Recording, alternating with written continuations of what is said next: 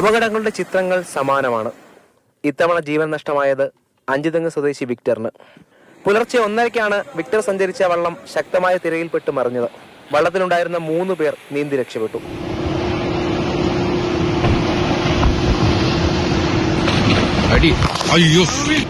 പുലർച്ചെ 5:30-ക്കാണ് രണ്ടാമത്തെ അപകടം. ഒപ്പമുള്ളവന്റെ ജീവൻ രക്ഷിക്കാൻ കടലിലേക്ക് ഇറങ്ങിയത് മത്സ്യത്തൊഴിലാളിയായ ജോസ് ഒറ്റയ്ക്ക്. പലരും പല കാര്യങ്ങൾ പറഞ്ഞിട്ടുണ്ട്. കാര്യം ഇവിടെ റിജ് ചെയ്യണം എന്ന് പറഞ്ഞിട്ട് ഒരു കാര്യമില്ല. കാര്യം റിജ് ചെയ്യുന്നതിനനുസരിച്ച് വീണ്ടും ഈ കല്ലുകളെല്ലാം ചേർന്നുകൊണ്ടിരിക്കുകയാണ്.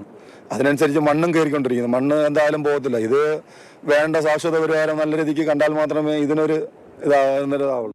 ബ്രേക്ക് വാട്ടർ പദ്ധതി വന്നതിന് ശേഷം 72 പേർക്കാണ് മുതലപ്പുഴയിൽ ജീവൻ നഷ്ടമായത്. ഈ വർഷം മാത്രം 3 പേരും മരിച്ചു.